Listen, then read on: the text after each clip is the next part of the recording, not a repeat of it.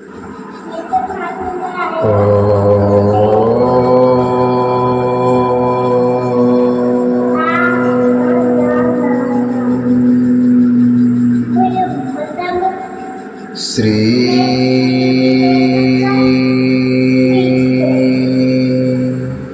शांब शिवाय नमः।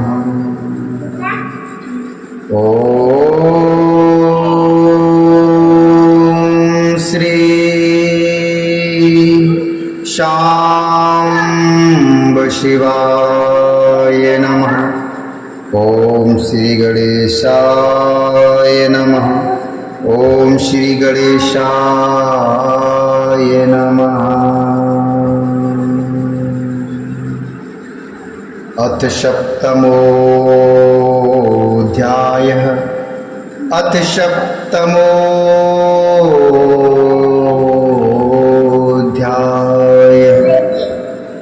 श्रोताओं के पालन करने योग्य नियमों का वर्णन। शौनक जी बोले, हे शिव भक्तों में श्रेष्ठ महाबुद्धिमान सूत जी, आप धन्य हैं जो कि आपने यह अद्भुत एवं कल्याणकारी कथा हमें सुनाई। हे मुने, शिव पुराण की कथा सुनने के लिए व्रत धारण करने वाले लोगों को किन किन नियमों का पालन करना चाहिए, यह भी कृपा पूर्वक सबके कल्याण की दृष्टि से बताइए। तब सूत जी ने कहा, नियमं शृणु सद्भक्त्या। नियमं शृणु सद्भक्त्या पुष्याम तेषां च शौनक। नियमात् सत्कथां श्रुत्वा निर्विघ्नं फलम् उत्तमम्। सूत जी बोले, हे शौनक, अब शिव पुराण सुनने का व्रत लेने वाले पुरुषों के लिए जो नियम हैं उन्हें भक्ति पूर्वक सुनिए। नियम पूर्वक इस श्रेष्ठ कथा को सुनने से बिना किसी विघ्न बाधा के उत्तम फल की प्राप्ति होती है। दीक्षा से रहित लोगों का कथा श्रवण में अधिकार नहीं है। अतः मुने, कथा सुनने की इच्छा वाले सब लोगों को पहले वक्ता से दीक्षा ग्रहण करनी चाहिए। कथाव्रती को ब्रह्मचर्य से रहना चाहिए। भूमि पर सोना, पत्तल में खाना और प्रतिदिन कथा समाप्त होने पर ही अन्न ग्रहण करना चाहिए। जिसमें शक्ति हो वह पुराण की समाप्ति तक उपवास करके शुद्धता पूर्वक भक्ति भाव से उत्तम शिव पुराण को सुने। अर्थात जिसमें अगर शक्ति हो तो वह पुराण की समाप्ति तक उपवास रखे और शुद्धता पूर्वक कथा का श्रवण करे। घृत अथवा दुग्ध पीकर शुभ पूर्वक कथा श्रवण करे अथवा फलाहार करके अथवा एक ही समय भोजन करके इसे सुनना चाहिए। इस कथा का व्रत लेने वाले पुरुष को प्रतिदिन एक ही बार अवश्यान भोजन करना चाहिए। जिस प्रकार से कथा श्रवण का नियम सुख पूर्वक पालित हो सके वैसे ही करना चाहिए। कथा श्रवण में विघ्न उत्पन्न करने वाले उपवास की तुलना में तो मैं कथा श्रवण में शक्ति प्रदान करने वाले भोजन को इच्छा समझता हूँ। गरिष्ठ अन्न दाल, जला अन्न, सेम, मसूर, भावदूषित तथा बासी अन्न को खाकर कथाव्रती पुरुष कथा को न सुने। गरिष्ठ अन्न दाल, जलान्न, सेम, मसूर, भावदूषित तथा बासी अन्न को खाकर कथाव्रती पुरुष कभी कथा को न सुने। कथाव्रती को बैंगन, तरबूज, चिचड़ा, मूली, कोहड़ा, प्याज, नारियल का मूल तथा अन्य कंद मूल का त्याग करना चाहिए। जिसने कथा का व्रत ले रखा हो वह पुरुष प्याज, लहसुन, हींग, गाजर, मादक वस्तु तथा आमिष कही जाने वाली वस्तुओं को त्याग दे। कथा का व्रत लेने वाला जो पुरुष हो उसे काम, क्रोध या 6 विकारों, ब्राह्मणों की निंदा तथा पतिव्रता और साधु संतों की निंदा का त्याग कर देना चाहिए। कथा श्रवण का व्रत धारण करने वाला व्यक्ति रजस्वला स्त्री को न देखे। पतित मनुष्यों की कथा पतित मनुष्यों को कथा की बात न सुनाएं, ब्राह्मणों से द्वेष रखने वालों और वेद बहिष्कृति मनुष्यों के साथ संभाषण न करें। कथावृत्ति पुरुष प्रतिदिन सत्य, शौच, दया, मौन, सरलता, विनय तथा मन की उदारता, इन सद्गुणों को सदा अपनाए रहे। श्रोता निष्काम हो या सकाम, वह नियम पूर्वक कथा सुने। सकाम पुरुष अपनी अभीष्ट कामना को प्राप्त करता है और निष्काम पुरुष मोक्ष पा लेता है। दरिद्र, क्षय का रोगी, पापी, भाग्यहीन तथा संतान रहित पुरुष भी इस उत्तम कथा को सुने। काकवंध्या आदि जो 7 प्रकार की दुष्टा स्त्रियां हैं तथा जिस स्त्री का गर्भ गिर जाता है, इन सभी को शिव पुराण की कथा जरूर सुननी चाहिए। शिव पुराण की उत्तम कथा को जरूर सुनना चाहिए। हे मुने, स्त्री हो या पुरुष, सबको यत्न पूर्वक विधि विधान से शिव पुराण की उत्तम कथा सुननी चाहिए।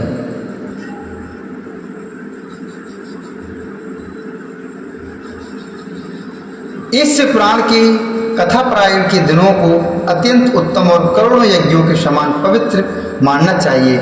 इन श्रेष्ठ दिनों में विधि पूर्वक जो थोड़ी सी भी वस्तु दान की जाती है, उसका अच्छा फल मिलता है। इस प्रकार व्रत धारण करके, इस परम श्रेष्ठ कथा का श्रवण करके आनंद पूर्वक श्रीमान पुरुषों को इसका उद्धापन करना चाहिए। इसके उद्धापन की विधि शिव चतुर्दशी के उद्धापन के समान है।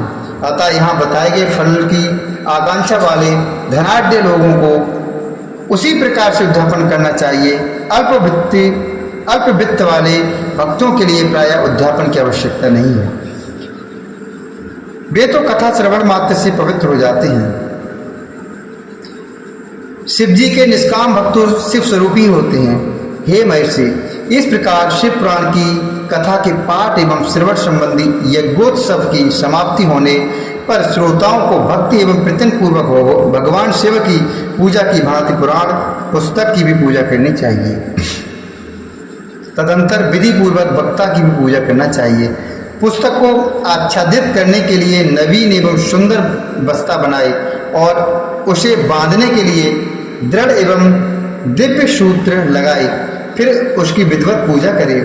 पुराण के लिए जो लोग नया वस्त्र और सूत्र देते हैं, वे जन्म जन्मांतर में भोग और ज्ञान से संपन्न होते हैं। कथावाचक को अनेक प्रकार के बहुमूल्य पदार्थ देने चाहिए और उत्तम वस्त्र, आभूषण और सुंदर पात्र आदि विशेष रूप से देने चाहिए।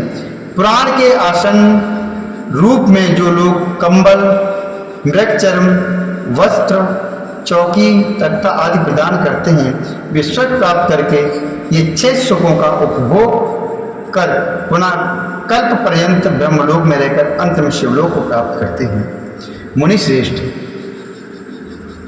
इस प्रकार महान उत्सव के साथ पुस्तक और वक्ता की विधिवत पूजा करके वक्ता की सहायता के लिए स्थापित किए गए पंडित का भी उसी के अनुसार उससे कुछ ही कम धन आदि के द्वारा सत्कार करें। वहाँ आए हुए ब्राह्मणों को अन्न, धन आदि का दान करें। साथ ही गीत वाद और नृत्य आदि के द्वारा महान उत्सव करें। हे मुने, यदि श्रोता विरक्त हो तो उसके लिए कथा समाप्ति के दिन विशेष रूप से उस गीता का पाठ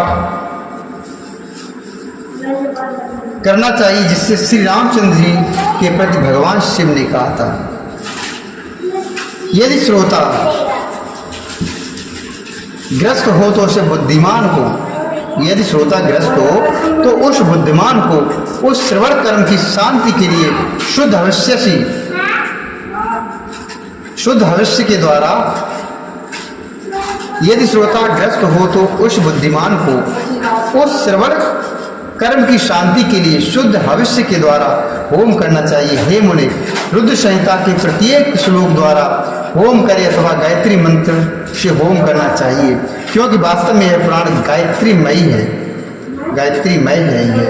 अथवा शिव पंचाक्षर मंत्र जो मूल मंत्र है उससे हवन करना उचित है। होम करने की शक्ति न हो तो विद्वान पुरुष यथाशक्ति हवनीय भविष्य का ब्राह्मण को दान करें।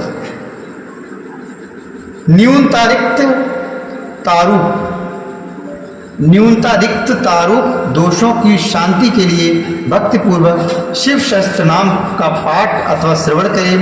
इससे सब कुछ सफल होता है, इसमें संशय नहीं है, क्योंकि तीनों लोगों में उससे बढ़कर कोई वस्तु नहीं है।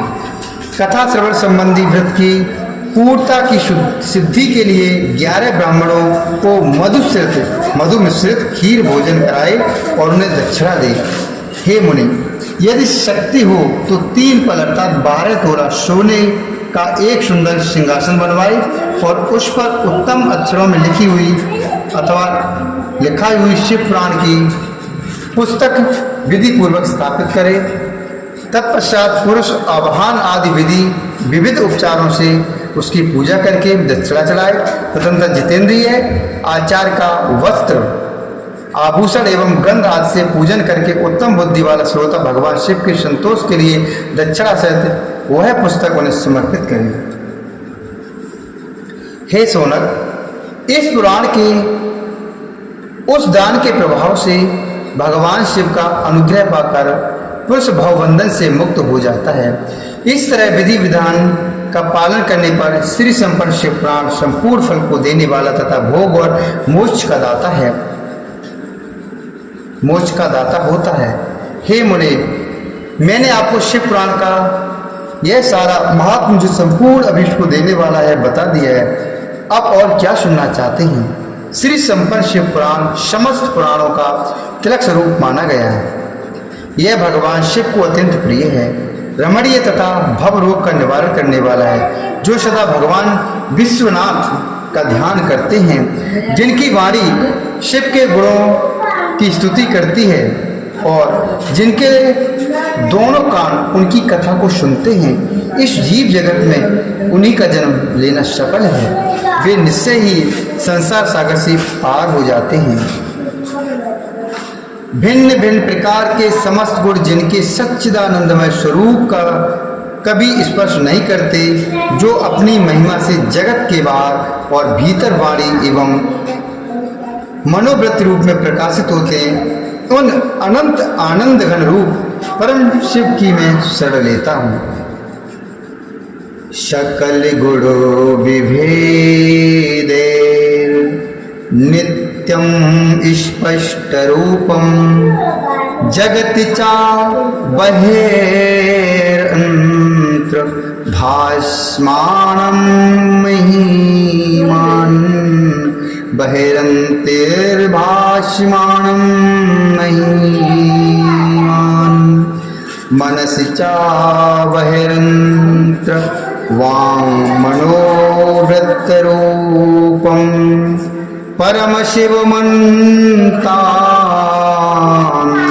सांद्रम प्रपद्ये परम शिव मनंतानंद सांद्रम प्रपद्ये। इत श्री स्कांद महापुराणे सनत कुमार संहितायां श्री शिव पुराण श्रवण विद्नाम विधि निषेध पुस्तको वक्त्र पूजन वर्णनम नाम सप्तमोऽध्याय नाम सप्तमोऽध्याय। इस प्रकार श्री स्कंद महापुराण में सनत कुमार संहिता के अंतर्गत श्री शिव पुराण के श्रवण वृत्तियों की विधि व निषेध और ग्रंथ तथा वक्ता के पूजन का वर्णन नामक 7वां अध्याय पूर्ण हुआ। बोली शंकर भगवान की जय, बोली माता पार्वती की जय, गणेश भगवान की जय, कार्तिकेय भगवान की जय, श्री नंदीश्वर महाराज की जय।